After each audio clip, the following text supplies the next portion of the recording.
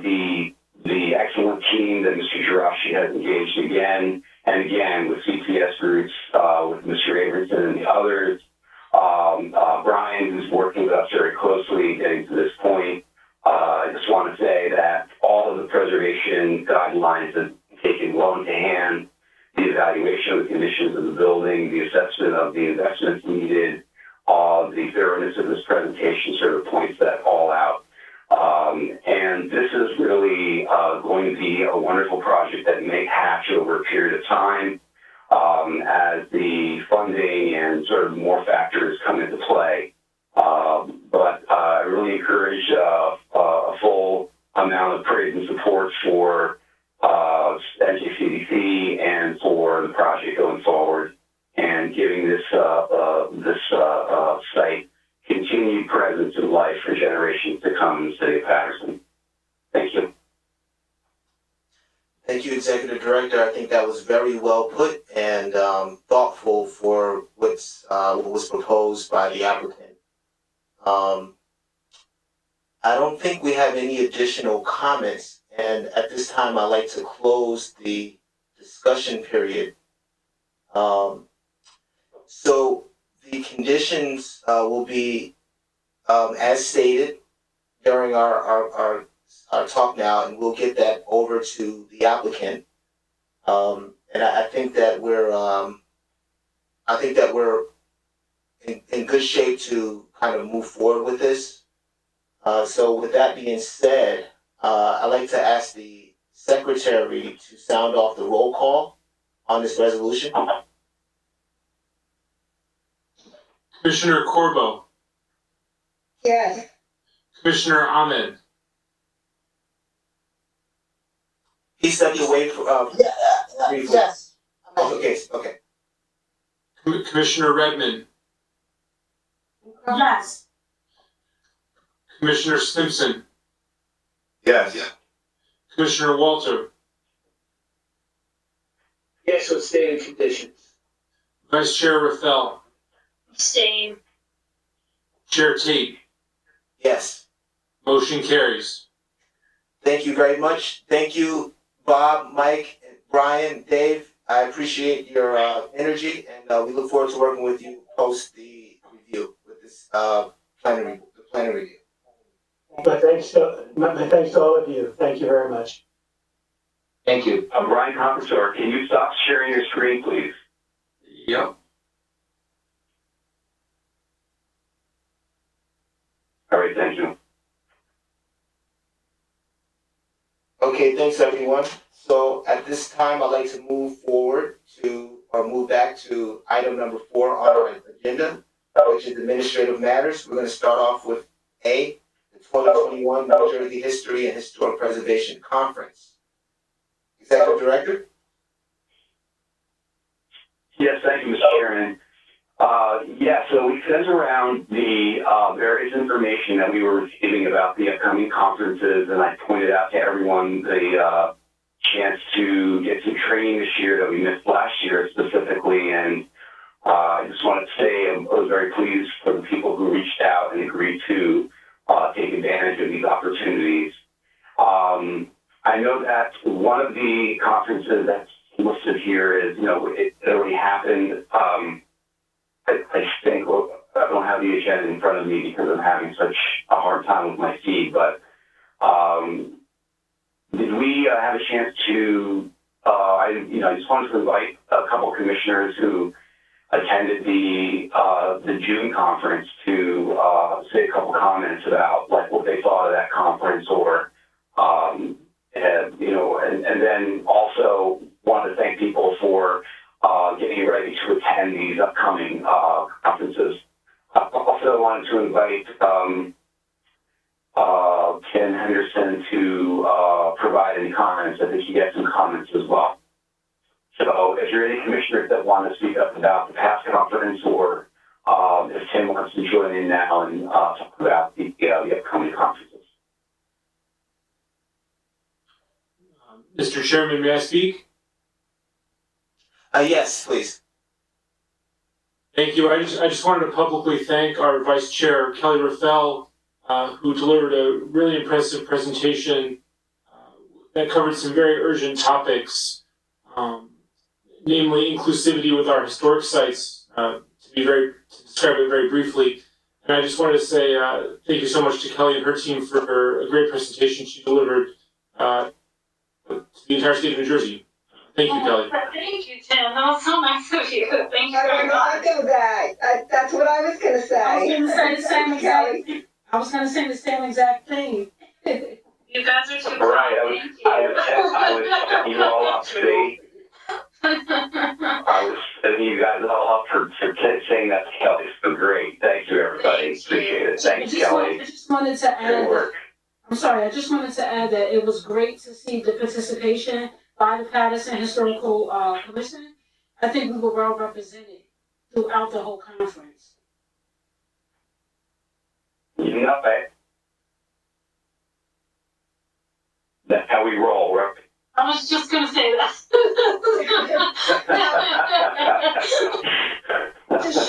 The short mini one is starting tomorrow and Wednesday. Are we gonna get information on that? Yes, Did I Joyce. write it down wrong? Yes, Joyce. I sent you and Maribel an email, and I'll follow up with you privately in the morning. The conference starts at 12 p.m. Okay, thanks.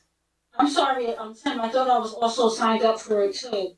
Nikima, I apologize. I hadn't heard from you more recently, but I will certainly sign you up also. I appreciate it. Thank you. And Tim, can you send me information on the other one? If it's not too late for me to sign up. Yes, Kelly, I'll go back to Gianfranco's email and I'll Joyce. review that. Yes, Joyce. Joyce. Thank you.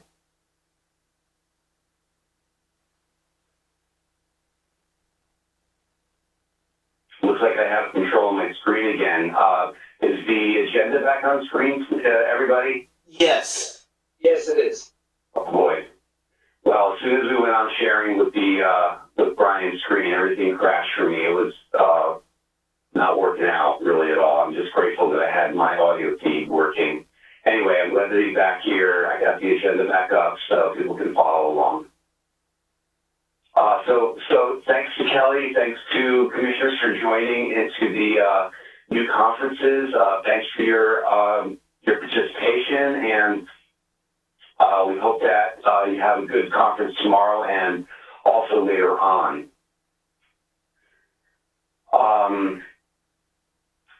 Item B, the summer short course, is that also included? Is this the one that we were just talking about a minute ago, Tim?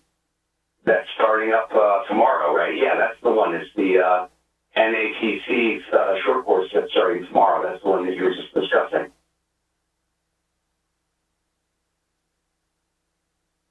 Hello? Tim? Oh, it's Commissioner Corbo. Yes, that's the one we were discussing. It's starting up tomorrow for 2 days.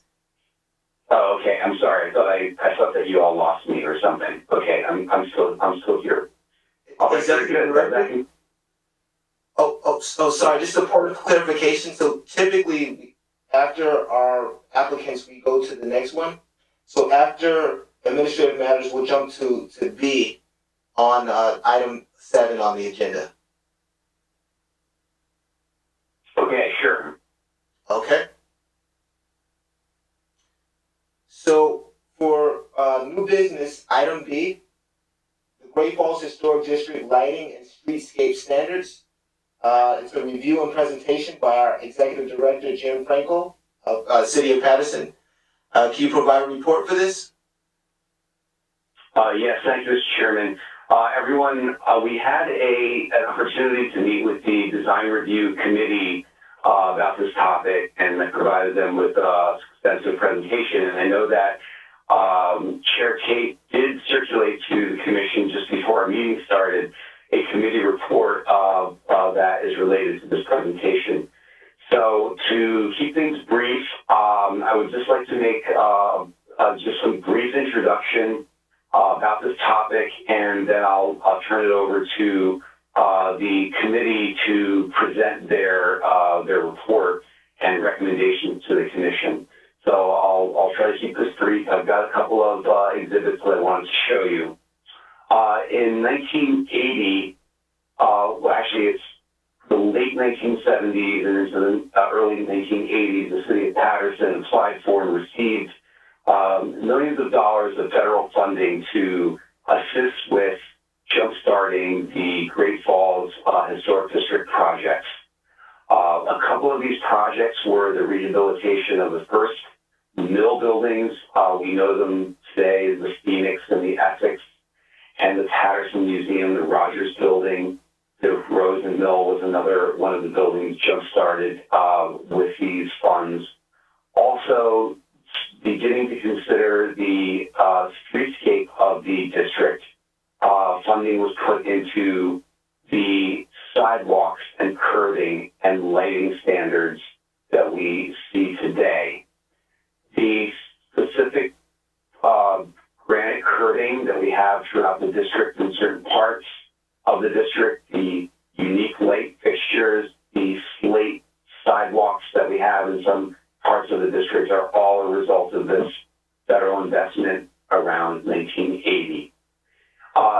These streetscape items are still visible and help to demarcate the district as a unique place, not only in the city, but also as a destination. And that was the intention of these investments originally. I'm sorry to say that over the years, there's been little to no investment in these amenities to keep them up, but they've been rather durable for the most part, and we still have a lot of this fabric still in place. Unfortunately, we come to a point where this many years later, the lighting throughout the district is compromised. I remember again, in the many years I've been here, that there was a time when all the lighting was still working. The lighting was switched over many years ago from a sodium vapor ballast system to basically screw-in incandescent bulbs. The ballasts were compromised or were going bad, and the decision was made to just cut out the ballast and direct wire these fixtures for like kind of screw-in type bulbs. And for a long time, these bulbs were what was used in the fixtures. Now, to my knowledge, most of the fixtures are no longer working. So that's a little bit of an introduction. I wanted to show this letter on this staff report on screen, or memo. Let's start with the memo. Here we go. Great Falls lighting maps. So some time ago, you can see on screen there is a black and white map. On the upper left corner, it says 1980 standard, May 2006. So a long time ago, probably before many of you who are on the commission now might not remember this, I did attack this problem in the district by getting some information first and then deciding to talk to PSE&G about possibilities. And these maps will represent the work that I did in my survey. So on map A, we see you see the black is the boundary of the historic district, and the orange lines that you see are the existing 1980s unique fixtures. And you see the numbers near the orange lines. These are the number of fixtures on the streets that they are laid out on. Yeah. So we are actually able to tabulate, the number of fixtures that were installed in 1980. I just want to pause a minute because I wanted to talk about these fixtures that you see just a minute. These are not off-the-shelf fixtures even in 1980. These were custom-designed fixtures for the Great Falls Historic District. The pipes that make up the fixture are standard sort of cast iron ductile pipes.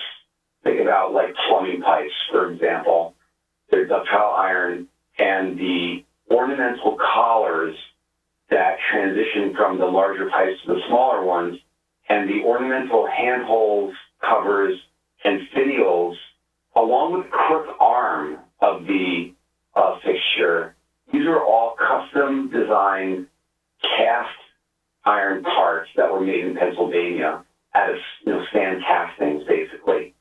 So these were custom-made light fixtures at a pretty large scale. And although I don't know the expense of them at the time, I'm sure that a project like this today would be astronomically expensive. But I wanted to just take a moment to pause, because I didn't say it before, about how unique these fixtures are. So the orange lines show you where the existing fixtures are and about how many there are in quantity. And as you can see from this map, they really don't go throughout the whole district, and they're somewhat sporadic to really light the whole district. The other ones that you see in kind of purple and yellow are the larger fixtures that were designed for parking lots. And they're very tall, they're about 20 feet tall, and they're a little bit different than the ones that are on the street. The pedestrian scale lighting is about 12 to 13 feet tall. So let's go on to the next map, map B. Map B shows the areas in the district that do not have fixtures placed on them in 1980. And the numbers next to them are an estimate of how many fixtures would be needed on these streets. So I measured the distance between the fixtures as they exist and then laid them out accordingly in distance on these streets in the blue line that you see, and estimated the total number of fixtures that would be needed. Going on to map C, I put together the two maps, A and B, and you can see that the A and B maps sort of complete the lighting, the pedestrian lighting schematic for the district. And at the bottom, we have sort of a number. The blue, proposed single-arm pedestrian fixtures, 123. Existing, in the orange, existing single-arm pedestrian fixtures, 130, and et cetera for the other fixtures. And then under map D, I pondered consideration of what I call interior spaces. So these are off-street spaces. These are areas that we know we're planning with the Great Falls State Park plan to develop. So we are talking about areas like Mary Ellen Kramer Park and the river, the Valley of the Rocks River Walk, and then the River Walk through the ATP site, for example, and the Overlook Park area. And we came up with some estimates for how many fixtures that we might need on these interior spaces. One of the questions that I pondered was, we want to consider a different lighting standard for interior spaces, meaning the park spaces to be separate from the standards that we use for the street spaces. And this is totally a viable idea, that you would have different fixtures on interior spaces, because the interior spaces are really subject to their own design. And there may be a different, maybe less intrusive fixture design that you would want to adopt for interior spaces, while you leave the streetscape spaces the way that they are, for example. And then finally, map E sort of puts together all of these previous maps to show like where the lighting would be needed in the future for the Great Falls District on the interior spaces and on the street spaces. The point was to do this experiment to come up with some actual numbers to be able to address with PSE&G and with the city of Paterson regarding a future, looking forward to the future of installing new lighting in the district. So I presented this to the commission at some point, and I also did further research to see if we could find an off-the-shelf replacement fixture for the old fixtures we have. The question was put out, well, if we can replace all the fixtures with a new fixture that is the same or close to the same as the old ones, or we could integrate, like maintain the old ones, literally take them off the street, bring them to an off-site location, clean them up, fix them, blast them, repaint them, and then rehabilitate them the same way we would do with a building, and then bring them and put them back on the street, and then add new fixtures that would be of the same design, basically. That was what I was pondering, and that's what I presented to the commission many years ago with a staff report that stated that after my research, we could take on the addition of new fixtures, and we adopted a design. And the design was done with Hadco accoutrements. You can see here on screen now, I'm showing you a modular system that is still available. It uses a certain kind of luminaire that's similar to this bell-shaped luminaire that we have from 1980. This arm, this crook arm, is something that is custom made for this fixture. But the finial and the pole and also the base, which is called the Contempo base, the name of this base is the Contempo base. These are all Hadco fixtures, like kind of off the shelf. They can be custom painted. The gray and the maroon that exists in the current fixtures we have. And if you will please note here on the right-hand side, this is a view of the current luminaire. This is an LED luminaire. So years ago, we adopted and confirmed formally that this would be the Great Falls Historic District lighting standard. Last year, I took the time to update the standard by ascertaining that all this equipment was still available, and it is, and that actually the luminaire has been upgraded to be LED. So we have LED options now in the same configuration as these older ones. You can see also here where my hand is pointing, we have also sorted out the custom colors for these fixtures. We have these fixtures both in the pedestrian scale. What you're seeing here as on the left-hand side of the screen, the total height of this fixture is 20 feet, and this would be considered a parking lot scale fixture.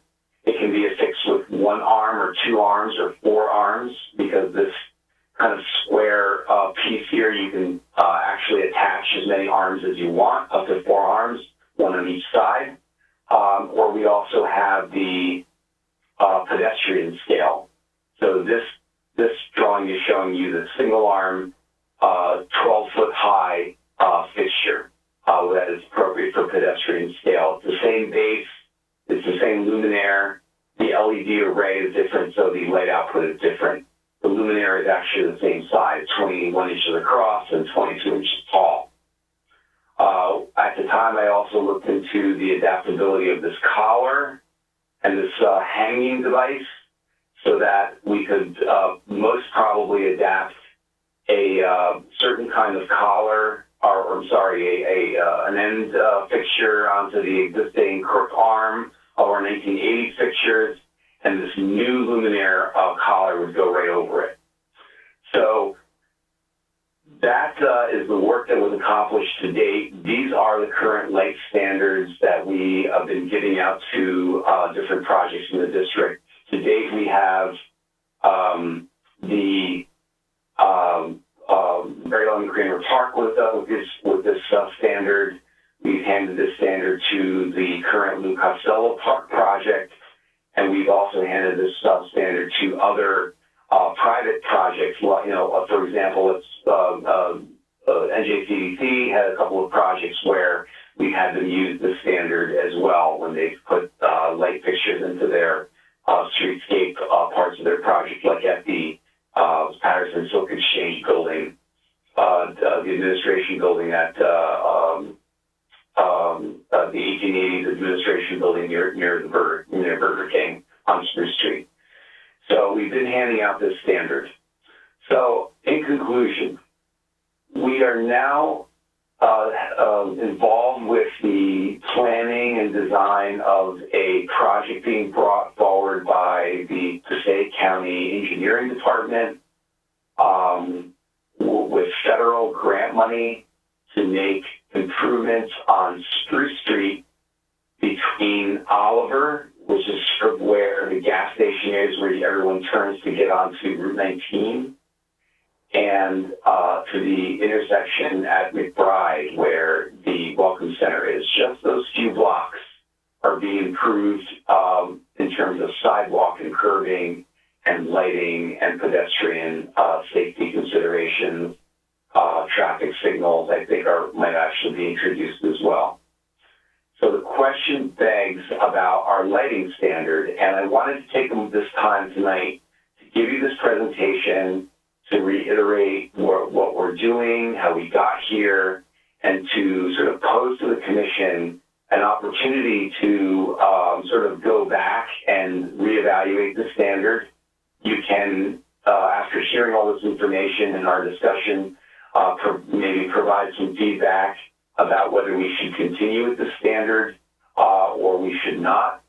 What I am hoping to do either way is to try to work with PSE&G with this opportunity of the county's project to talk to the city of Paterson about starting a capital improvement project over a number of years to replace well over 100 fixtures throughout the district, because all of the infrastructure needs to be replaced, and that was PSE&G's answer to all this research. They said, well, we'd love to help you, but we're not really able to do anything with any of the either existing ones or even putting in new ones until you guys change the infrastructure that's under the sidewalk.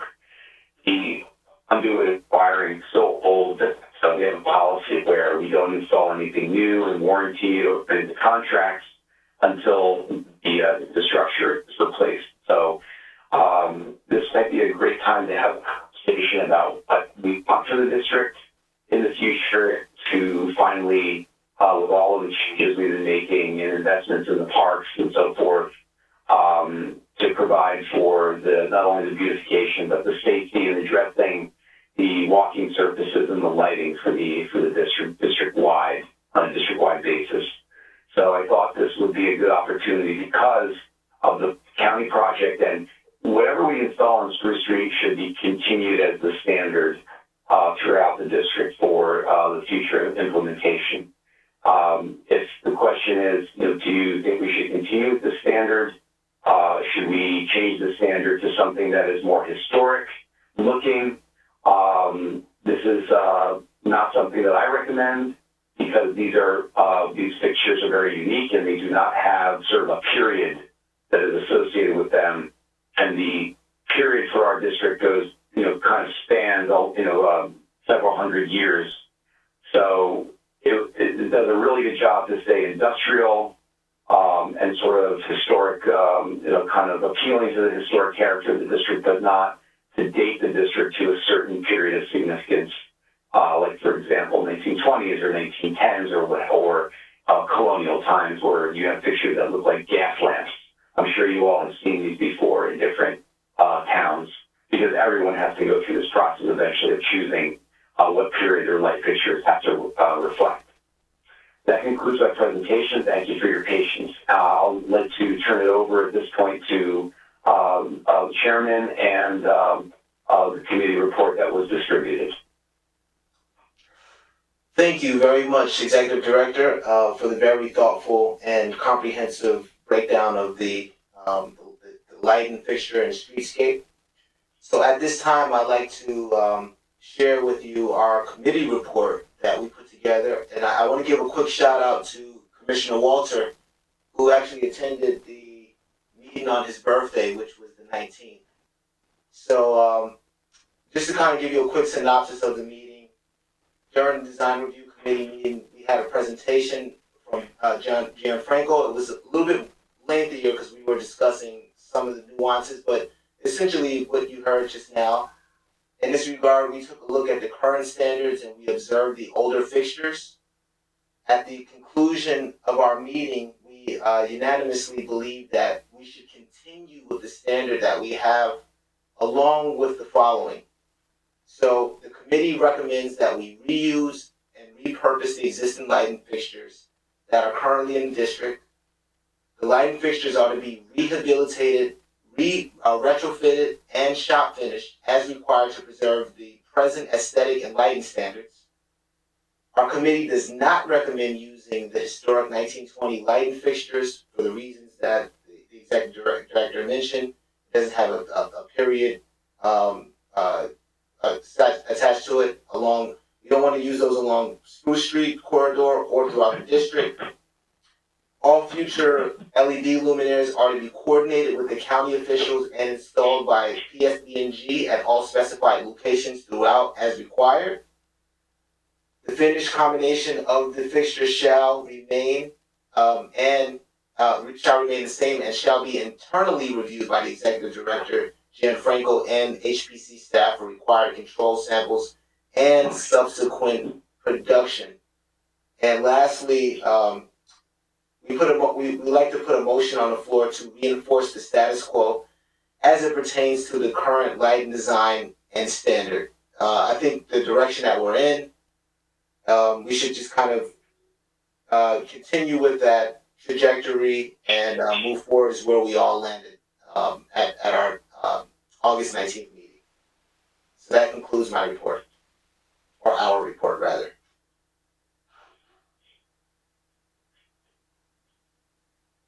So at this time, I'd like to open up the floor for, we put a motion on the floor, but if there's any questions or additional conditions. Mr. Chairman, let me just clarify for folks. What you just read is actually in the form of a motion. So you made the motion, and we just need a second then to get this on the floor for discussion. So if we could get a second from the commissioners. Okay, we got a second, and then you can now do a discussion, and then later on, after the discussion period, you can call for a roll call on it, and it would be a resolution to continue to support the status quo in the lighting design, et cetera, et cetera. Thank you. Confirmed. So we have the second from Commissioner Redmond. Yes. Tim, do we have that recorded? Yes, Mr. Chairman, could you please repeat who was the first, who moved? So I put a motion on the floor. Correct, and Commissioner Redmond for the second. Yes. Roll call, Mr. Chairman? Executive Director, before we do the roll call, is it appropriate? Okay, we put the roll call, and then is it appropriate to open it to the floor? I just want to make sure Yeah, sure. Once the motion is first and second, it's on the floor. It's time for discussion. If there are any comments that want to be made, then this is the time. If there are no comments, then you can call for the roll call. Right. So the motion is now on the floor for discussion. I see Commissioner Walter's hand up. Yes, well, of course, I agree with everything the committee agreed to, but I also want to ask if Gianfranco could, investigate with the city about replacing the infrastructure in the, for the lights. At the street level. Yeah, it would be essential. Like, nothing will happen. Everything will stay the way it is unless we address the infrastructure. That's the commitment that has to be made. So the infrastructure has to get done before the lights can be rehabbed or whatever, comes next. So that is definitely part of it. Thank you. I just wanted to make that clear. Right. I want to add another thing in there. Commissioner Simpson brought up a really good point during our committee meeting. And what he said was the direction that we go, we want it to be consistent throughout the district and also along Spruce Street and those other areas. So I just want to put that out there as something that I think is important. I agree with Commissioner Simpson. I think we should keep the consistency, with the direction that we're going with the standards and the lighting design.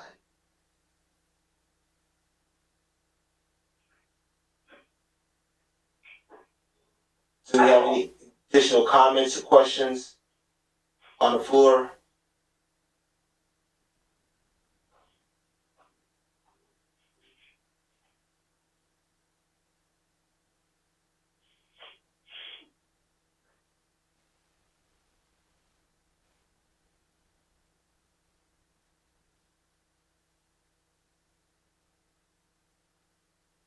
I don't believe I see any other hands or questions.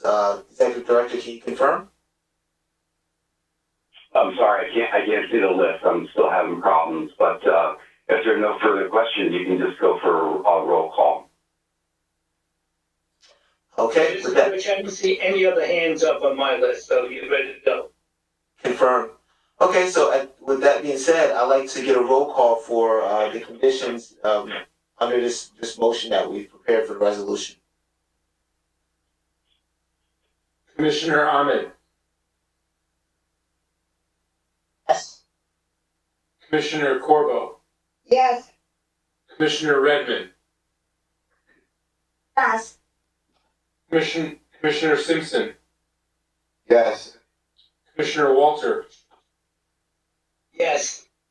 Vice Chair Rafael, Yes. Chair Tate, Yes. motion carries. Thank you. At this time, I'd like to move up to item 5, committee reports. We just went over a committee report for the Great Falls Historic District lighting streetscape standards. Are there any additional reports to address during this meeting?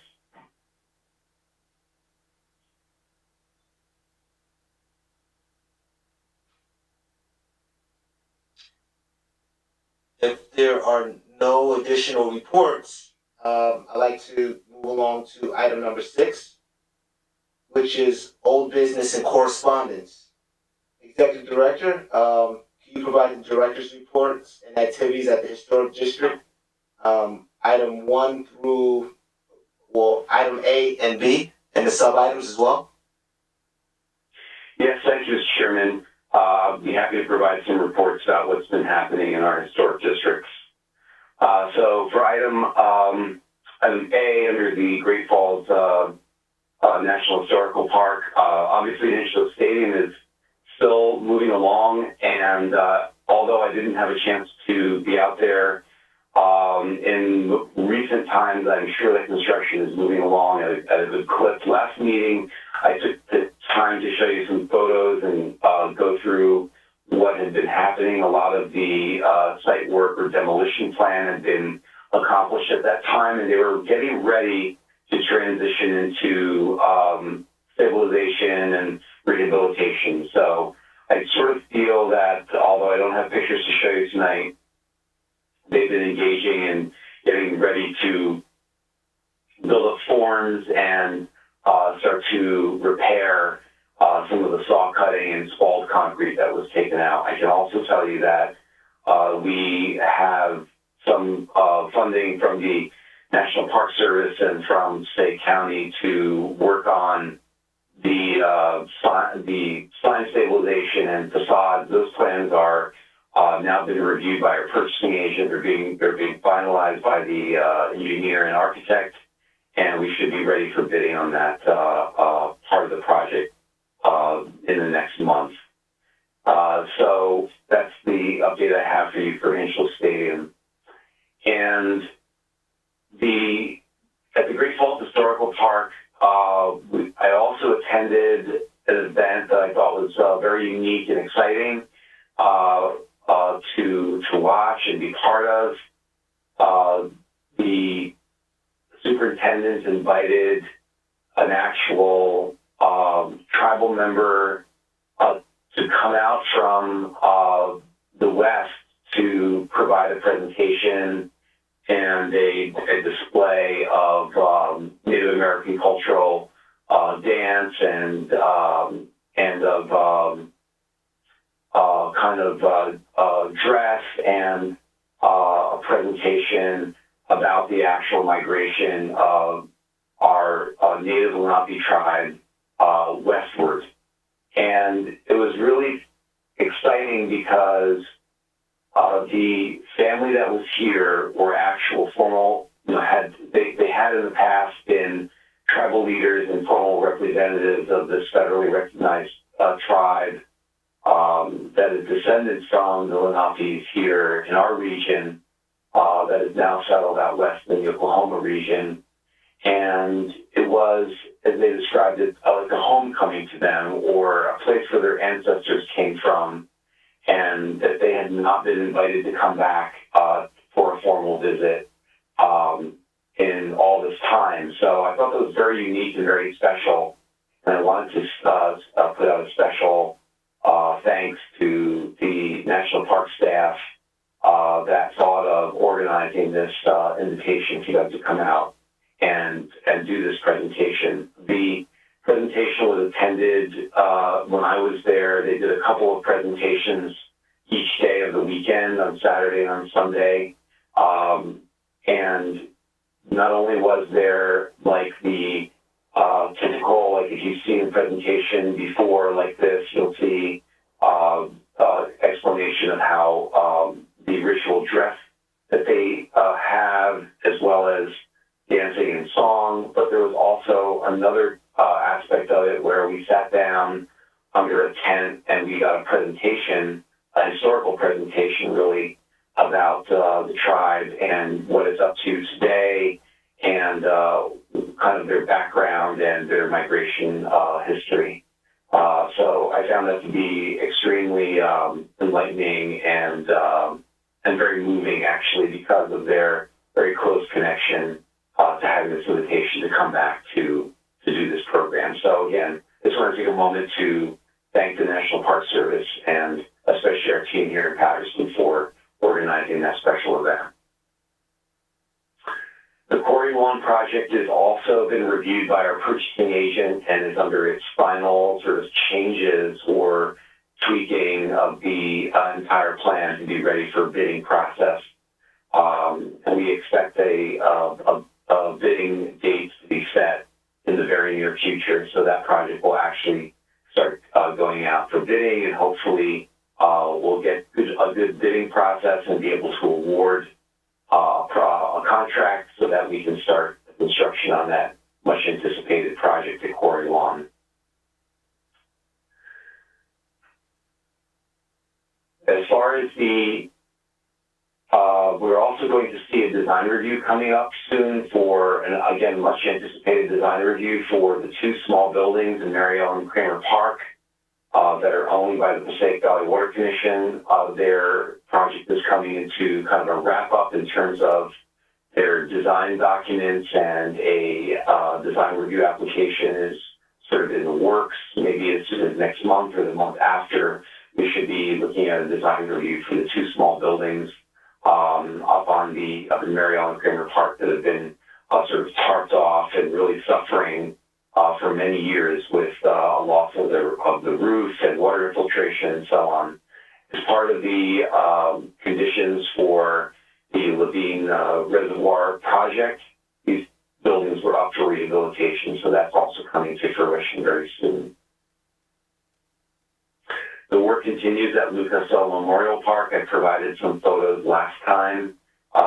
The photo of the update for now is that all of the front end steps and handicap ramp leading up to the main plaza, on the side where Lucas Oil's statue actually is, has now been completed, and the horizontal walking surfaces have been poured. They've been laying pavers now. The pavers that were salvaged are now being put back and working towards sort of the center of the park. I'm also continuing to work with our stakeholders to develop the historic markers for the site, as well as the historic displays. Getting a draft of the silk strip displays, and working next week, having meetings with the Lou Costello displays are also kind of in the works at this point. So that project is also moving along. Speaking of the lighting standards, there's going to be the entire sidewalk replacement around the perimeter of the park. Lighting in the perimeter of the park and on the interior of the park have all been prescribed to be the Great Falls standard that we just discussed. Well, for the Eastside Park, I reported to you some months ago. Actually, it was probably last year. It's been what I seem to recall is a while ago, that the state county awarded the city some funding for parking and traffic-related improvements and pathway improvements in Eastside Park, and we did review that project. It went out for bidding at one point, and I was deeply involved with that, but the bidding didn't go well and had to be rebid. So after the rebidding, an award was made. I attended the project kickoff meeting recently, so we do have contractors, and I wanted to tell you that project is getting underway. The Danforth Memorial Library, been working with the director of the library and the contractor for design and engineering services to draw up construction documents for a grant received from the Library Bond Act from the state of New Jersey. Much needed roof replacement, cornice rehabilitation, a lot of interior renovations that have to do with fire safety and ADA access, improvements to the children's room, providing handicapped accessible toilets for the children in the children's room is also provided by this project. We've been working with these very competent architects for the past couple of months and are ready to put in a project review application to the SHPO at the end of this week. So we're getting design development documents and narratives put together after all of these different professionals have done their investigations at the building. So that project is also moving along very well.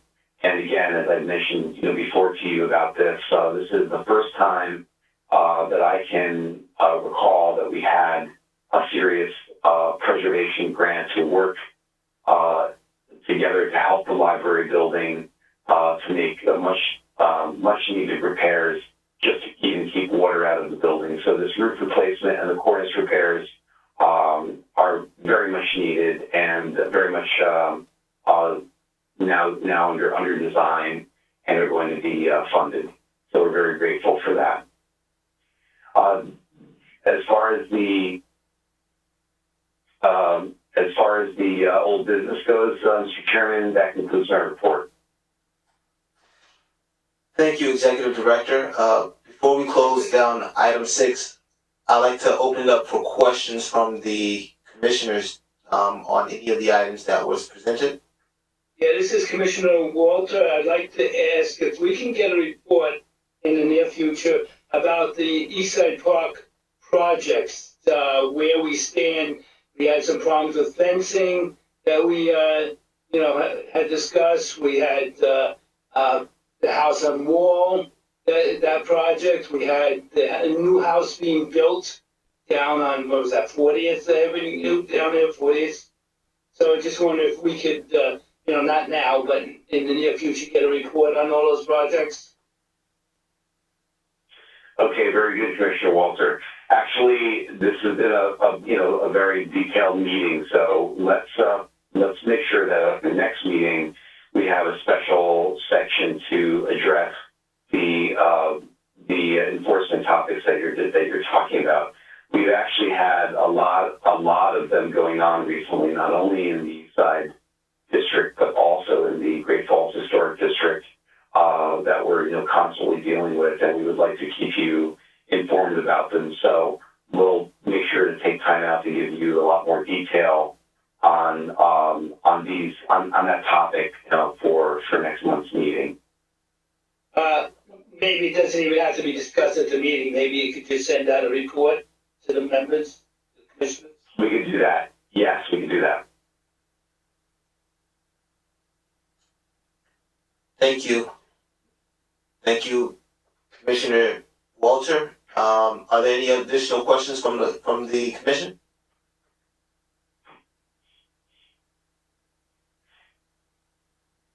I don't see any hands, but I do want to say this before we jump into the public portion.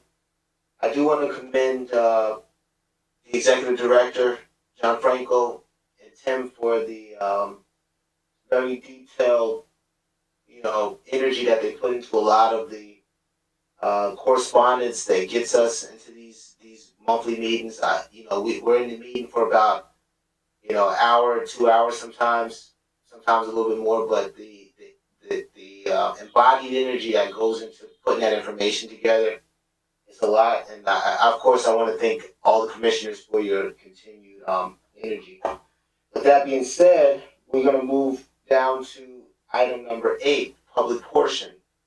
Can I get a motion to move into public portion? So moved. I'll second, Rich. Okay, so Tim, did you get that? We have Vice Chair Ravel for the motion, and then we have Commissioner Walter for the second. Confirmed, Mr. Chairman. Roll call. Yeah, please. Commissioner Ahmed.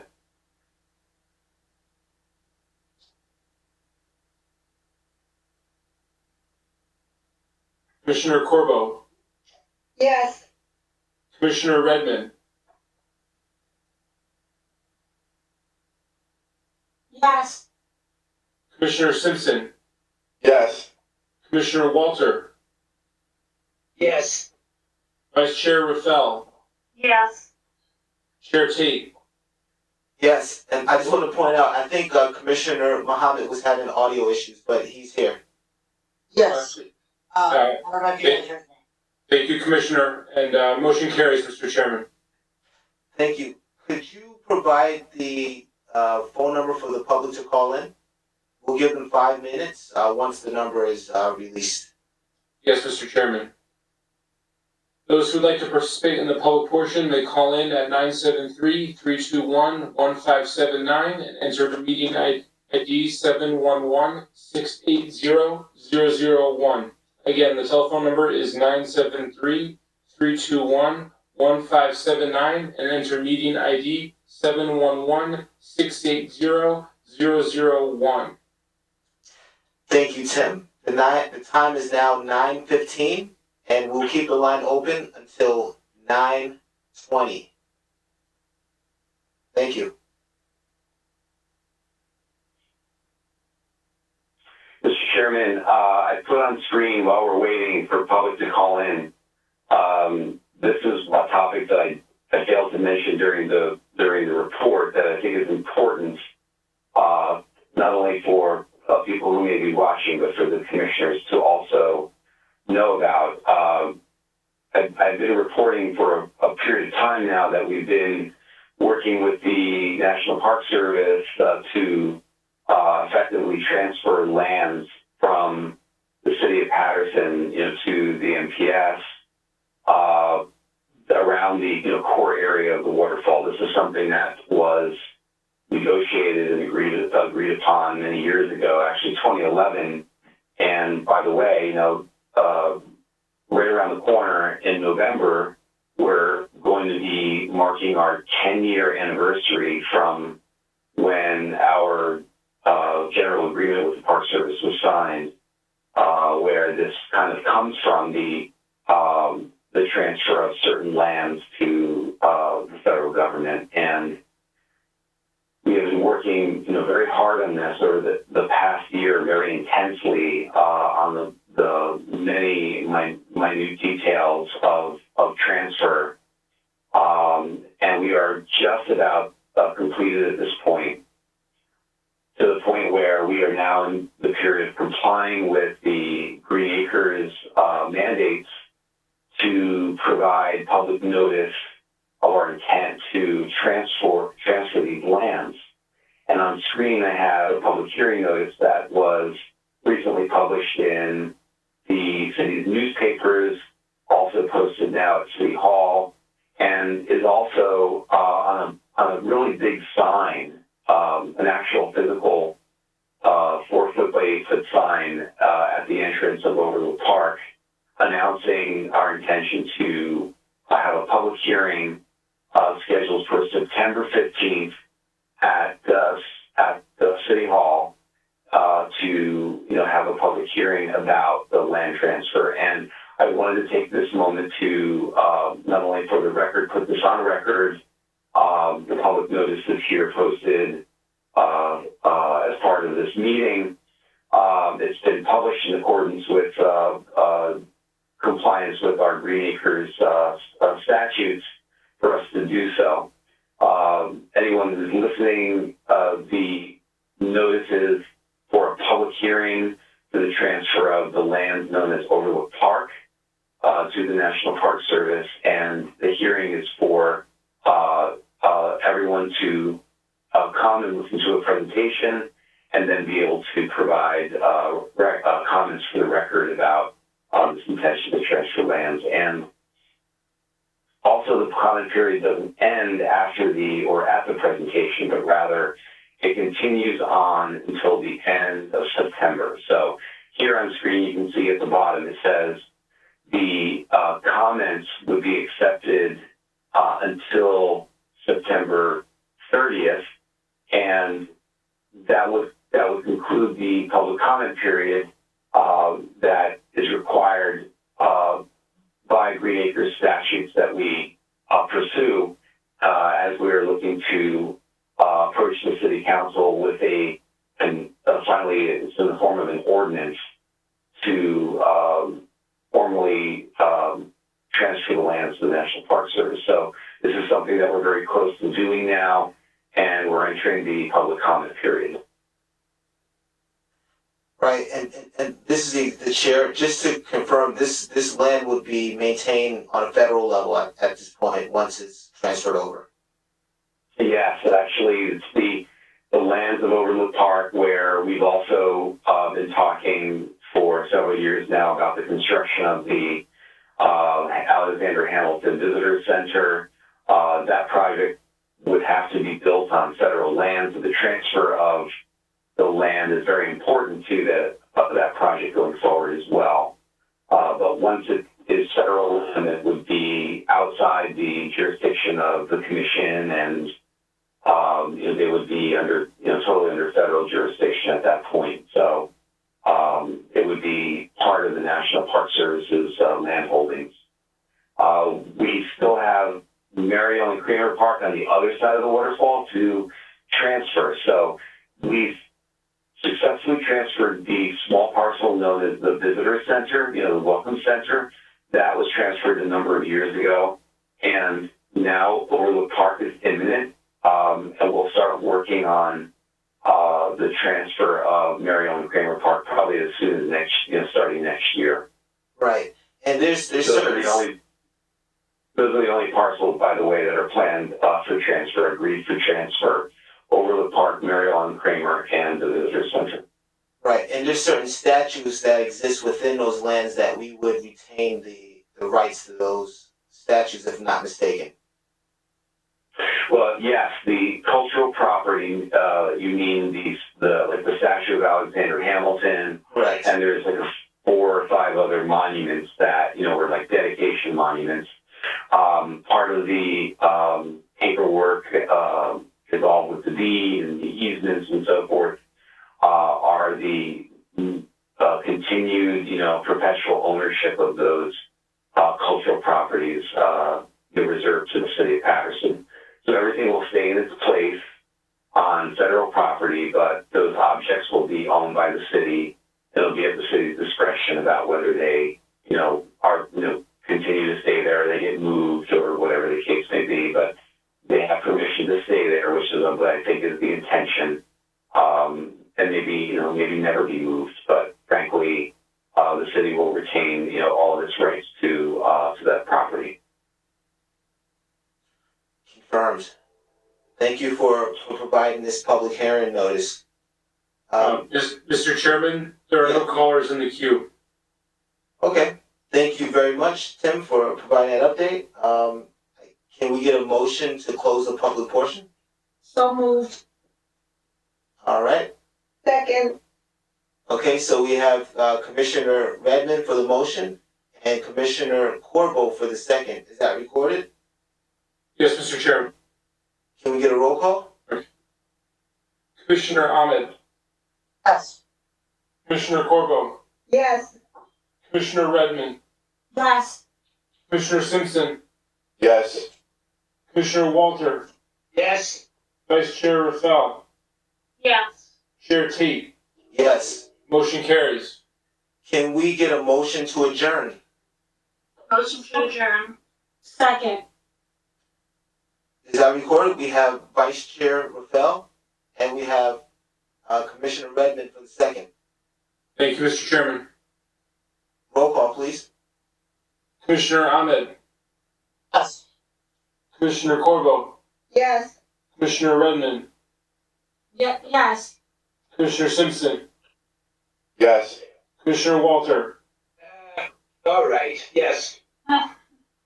Vice Chair Rafael, Yes. Chair Tate. Yes. Motion carries. I'd like to adjourn this meeting at 9:24 p.m. on August 23rd, 2021. Thank you all for attending, and the public, thank you for listening in. Good night, everybody. Thank you so Good much. night, Good everyone. night. Good night. everyone. Good night.